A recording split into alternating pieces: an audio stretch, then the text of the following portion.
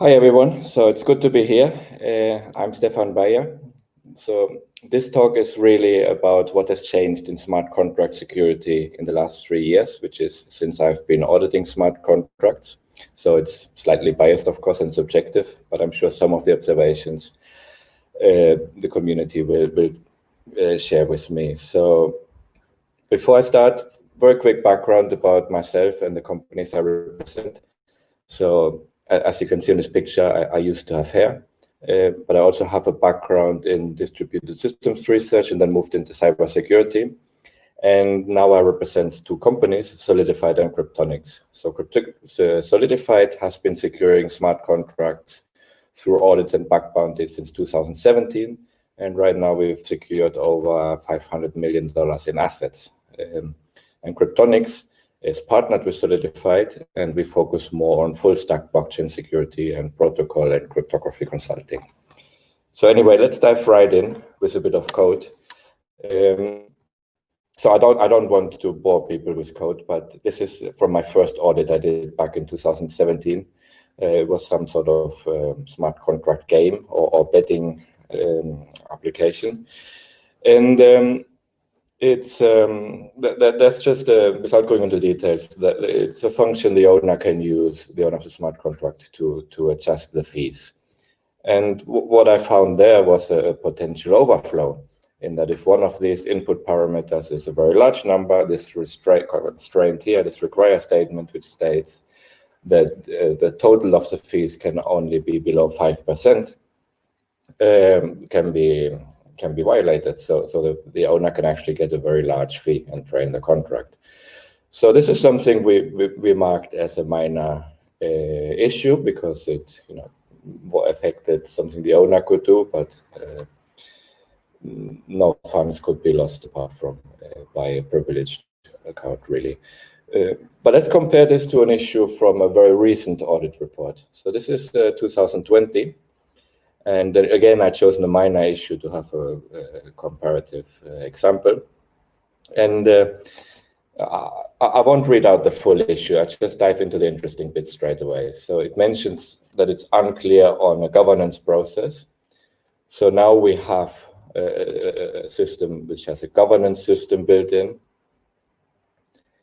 And there we mentioned that there's a problem with tokens that can be registered with a smart contract. So there can be potential issues with third-party projects that are integrated.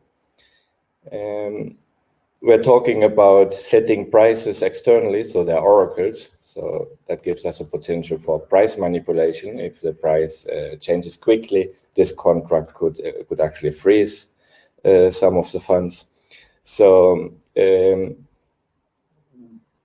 the point of this example is that it's a much more complex system, and there are a lot of interactions, and the issues are very different from a simple overflow which we had 3 years ago. So that's basically what has changed. Now, of course, I've cherry-picked these examples, and that means that that we do, of course, find simpler things, but it is a good indication of the difference we find now compared to three years ago. So I've tried to summarize this in a table here. So the difference between the type of projects I audited in 2017 and the type of projects I see now in 2021, or well, we haven't audited much in 2021 yet, but during the last year. So in 2017, everything seemed to be a simple token or an ICO. ICOs maybe were not always simple, but they were at least short-lived, or there were games and betting contracts. Right now, everything seems to be a DeFi protocol, some form of DEX, or even complex stuff with off-chain cryptography like CK rollups. We've audited CK rollup systems, at least the smart contract part. So in terms of project size, so I did a quick line count, just looking at the Solidity code without the tests. There were usually between 300 and 1,000 lines back in 2017, and now there were between 3,000 and 40,000 lines of code.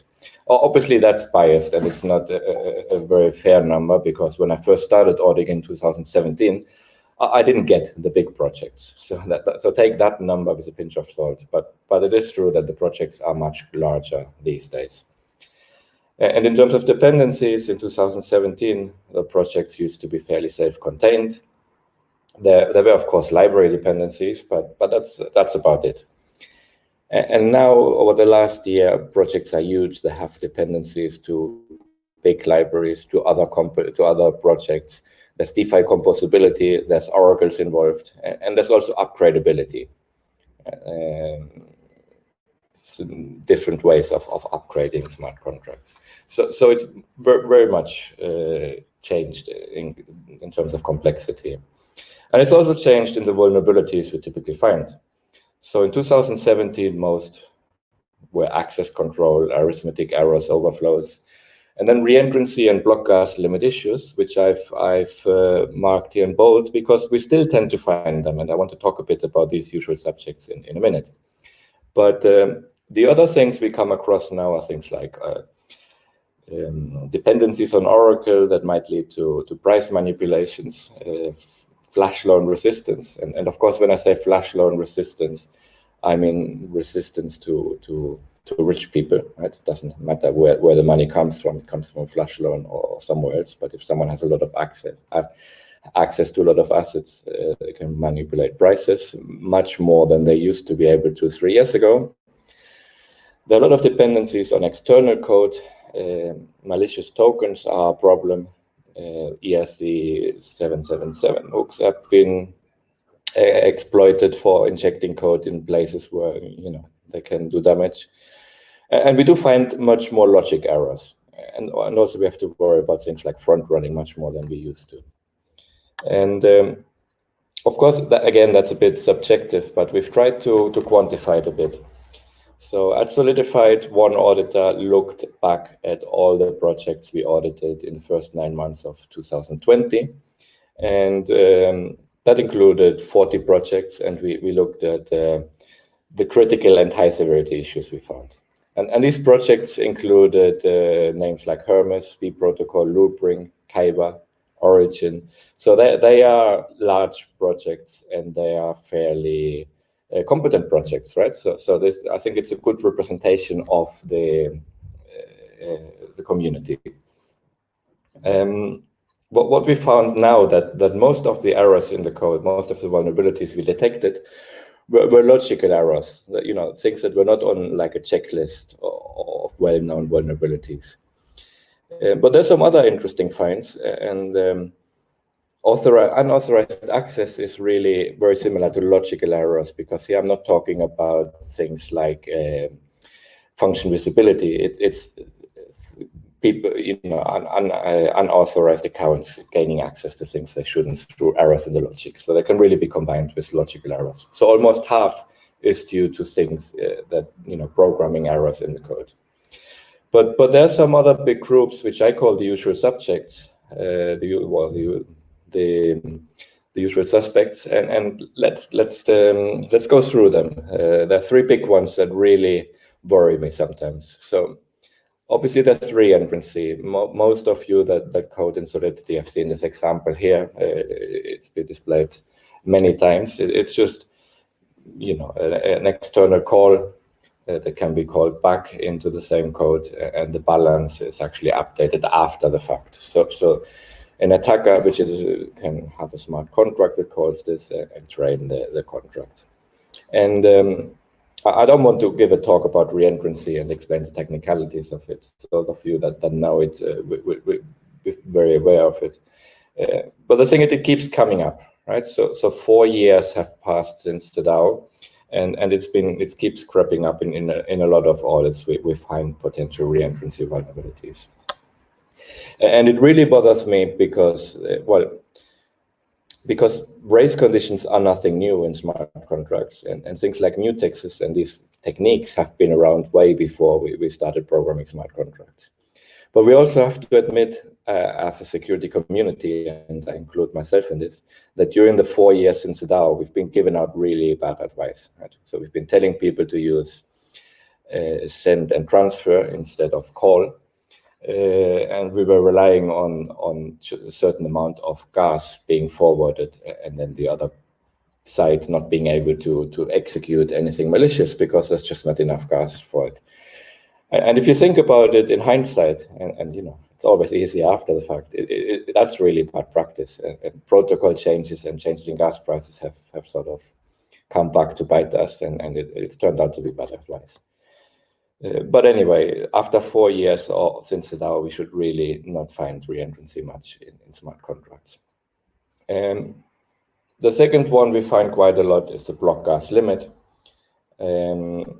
Right, transactions have to fit in a block. There's a limit on the gas transactions can spend, or how much gas can go into a single block. And if transactions become too large, they don't fit. That's a typical example code. As I said, I don't want to explain code in this call, but it's there for everyone to look at afterwards. Basically, this happens when you loop over data structures, and these data structures grow. So that's really tricky to find in testing, because it's you tend to test with small amounts of data, and in production these things tend to grow, and then everything fails. So that's a bit more understandable that we still find this.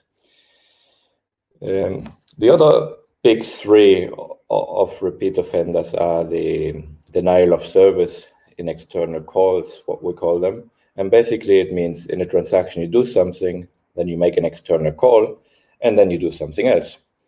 But if this external call fails, everything else fails. And this can lead to a denial of service, like in this example here, which is an auction, right? So here the highest bidder, or the current highest bidder, can reject subsequent bids simply by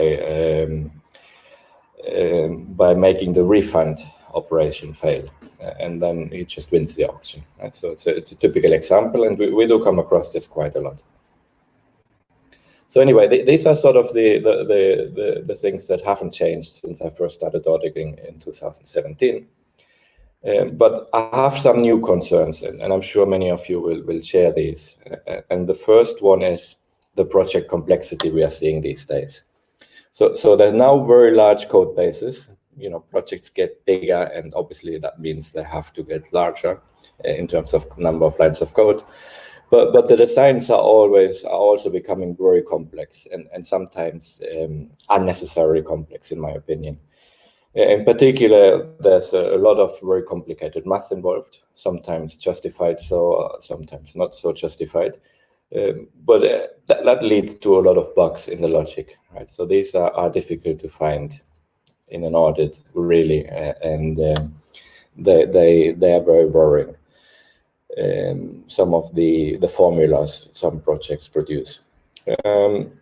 And there's also a lack of separation of concerns. So the design become big and less clean. So the second thing that worries me is protocol composability, particularly in DeFi, right? So you've got all these unexpected use cases emerging because one protocol can call another protocol, and smart contracts from different projects can interact with each other. And the classical example for this flash loans. But as I said before, flash loan is really just a symptom of a program or a contract that cannot handle very rich users, someone with access to a lot of assets. But anyway, there's a ripple effect, and I mean, we didn't really think of, as a community, of flash loans a couple of years ago, and then last year they appeared, and they are causing a lot of problems. So in this long-lived world of smart contracts, the side effects of protocol composability are clearly something that we should look at. There's a lot of dependencies on oracles, and that obviously has been exploited quite often in terms of price manipulations, not just in the form of flash loans. And what people don't realize that some of these oracles, they may disappear. So we've actually had projects that came to us after problems with oracles they relied on, that just, they switched off the external feed. And the way around this is obviously to use very complex oracles and mixes of oracles and calculate medians, but that again increases the project complexity. So the fact that we're dealing with a lot of stable coins and need prices of things like the US dollar and external input hasn't made things easier. And that wasn't as much the case 3 years ago, apart from in some ICOs. Another thing that worries me is time pressure and the speed of how things are moving.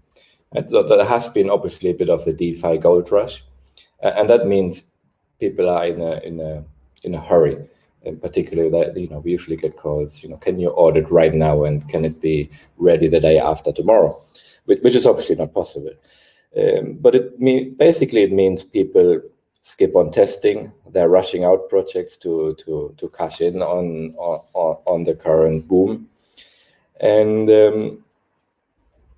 testing is really important because there are a lot of bugs that can only be found in testing and not in an audit.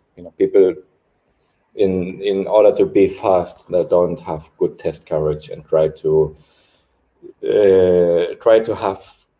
lay the responsibility to find certain things on the auditor. But there are bugs that are very easy to find in unit tests, and there are bugs that are easier to find in a manual code review or in our automated processes. Related to this is the fact that tooling in this fast-moving space moves very quickly. So, in particular, in terms of Solidity versions, I think I would much rather see a focus on security rather than on features in the speed these versions come out. But yeah, everything is moving really fast, and we have to remember that particularly in things like DeFi, we are dealing with highly critical financial software, right? So we're moving millions around with these smart contracts. And there's a reason the traditional finance system is relatively slow in innovating. It's not just due to lack of innovation in general. It's also because they're very careful on how they move around these millions. And finally, there's still a lack of expertise. And I don't mean that in that the current developers are not skilled. I mean that there's just not enough developers and there's not enough auditors. It's very difficult for a project to find smart contract developers, and it's very difficult for audit companies to find really good auditors. And in general, there's a lack of security knowledge in this space. Not because the current members of the community don't know what they're doing, just because there are very few. It's still a small community compared to the amount of money we are moving around. So I've mentioned tooling, and in terms of security tooling, I put this statement here that currently the tooling is ideal for auditing the 2017 projects. And that's a bit tongue-in-cheek, and it's obviously not fair to state this without qualifying it. There's some very good tools out there, and some companies that also presented, they have presented and open sourced very good tooling everyone can use. And I've sort of compiled a small classification here. So first of all, we have very good testing frameworks now, which quite frankly should be used more. So we've got Waffle and Truffle and things like this, and they have very good unit testing support. And we've got tools for coverage. Now you don't have to run a tool to tell you that you have 98% coverage. You can figure that out in any way you want. But it is important to have test coverage. The previous speaker mentioned this quite clearly as well. And as I said, in the interest of getting to market, sometimes corners are cut. So make use of these tools. And then we have static code analysis. And that's getting very good now to find these usual suspects that I've mentioned. Things like potential problems with external code in terms of reentrancy and overflow, arithmetic imprecision, and things like this. Very good for this. And they're also very easy to integrate in the workflow, and they're very fast. The downside is tools like Slither produce a lot of false positives, but you can handle that. Then the symbolic execution, which allows you to explore different execution states, or to make sure you explore all the execution states. And it's generally very slow, and I don't want to comment on the usefulness of it because I don't really use symbolic execution myself that much, so I don't know how useful it really is. What seems really useful to me is fuzz testing. And it's useful for certain cases. When you have a complex code base and when you have algorithms and math where you just want to make sure that it works for a large variety of different inputs. You know, these complex formulas, liquidity pools used sometimes, I think they're ideal for fuzz testing. The problem is that they require some work. So they need instrumentation of the code, and you can't just run it like a static code analysis tool. You need to actually write some tests, otherwise that they're not that useful.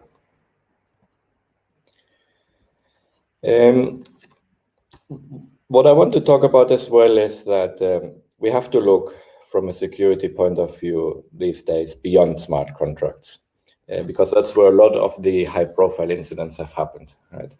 So if you look at what a DApp or decentralized application consists of, you have the smart contracts, but then you have some other stuff, right? You usually have to deal with key management. The users have keys. The privileged accounts that control certain smart contracts have keys. Governance systems have keys at some point. Multi-sig contracts have keys. There's a lot of off-chain code, your user interfaces, the web interfaces we interact with.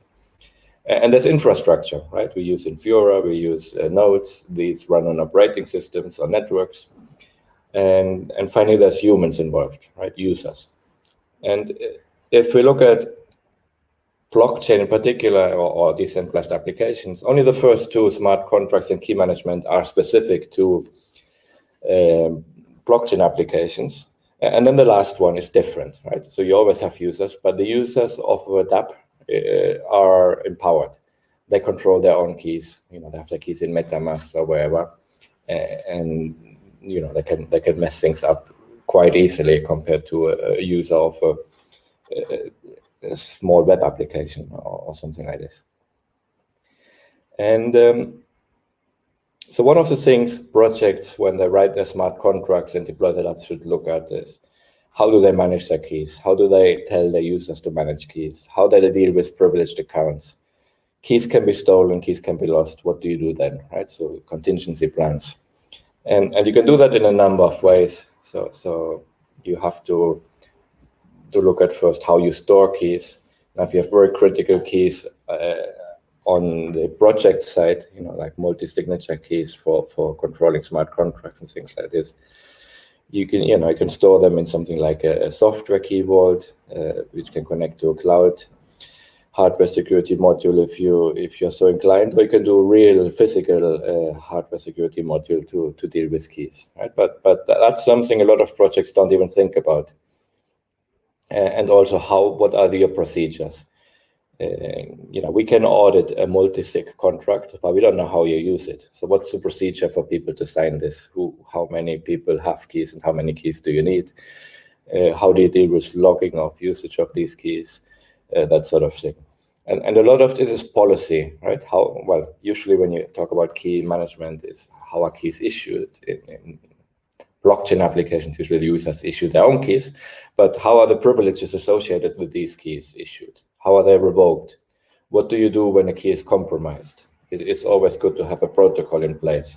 A key compromise protocol is something a lot of open source or DeFi projects don't really think about. The human factor is important, so as I said. So cybersecurity analysts will always tell you that the human is the weakest link. But if your users get tricked into working with the wrong UI, they will blame the project. If your users get their keys stolen, they will blame the app they interacted with at the time, probably yours, right? So that's something to keep in mind dealing with users. Make sure you have a contingency in place and you direct them to the right place and make sure that they're well educated in that sense. And also, how about the team, right? Your own team. Do you trust your developers? A lot of these projects in this space are decentralized. There's people working with us or on the other side of the world that we barely know. We've seen them through Zoom or Google Meet or whatever, but we don't really know much about them. Can we trust them? Will they put any backdoors into our code? Who deploys the contracts? There have been quite a few projects that have a really good audit, but then someone that deployed the contract deployed a different version that got either deliberately or not so deliberately exploited. And that's something to bear in mind and have policies in place. And that's, of course, also stuff we look at. And yeah, before I finish, just a quick announcement. We've just started to a new resource. It's called Blocksec, the Art of Blockchain Security. And it's meant as an independent resource on blockchain security. Feel free to have a look. There's not much stuff on there yet, a few articles that I wrote myself, but this is not meant to be a company blog, right? So this is an open resource, and we welcome contributions from the community. And right now, the submission process for contributions is very informal. It's contact me. But yeah, basically, it's just look us up, talk to us, and if you have an idea on what can be published on there, you're very welcome to write for us, obviously, with some quality checks in place. Anyway, that's sums it all up from me. Here are my contact details, and I'm obviously available right now for questions as well. Thank you, Stefan. Yes, we have a question. Okay, from Jason. He's saying, are you guys still offering the bug bounty program with Solidify auditors? Yes, we actually have, we have a bug bounty platform. It's currently going through a redesign phase. But it's not a real design, it's going through a decentralization process. And it's offline for a few weeks, but it will be available soon again. So right now, bug bounties are very informal. They're not through our platform, but we do have a bug bounty platform, and we've just made a significant investment in making it better. So just watch out for this. Okay, awesome. Okay, I think then that's it. We don't have any more questions. Thank you so much, Stefan. Okay, thank you. Thank you. And okay, guys, we're gonna have a 15-minute break because it's supposed to have Evgeny, but wait. Okay. We're supposed to have Evgeny, but he couldn't make it. Right, he had an emergency, so we're gonna have 15-minute break, and then we'll come back with the fireside chat. Please, if you have any questions, you can ask them. We will have like a project, and also we have Point Fabric with chat auditors. So you can ask all the questions you want on the next session. So we'll see you in 15 minutes.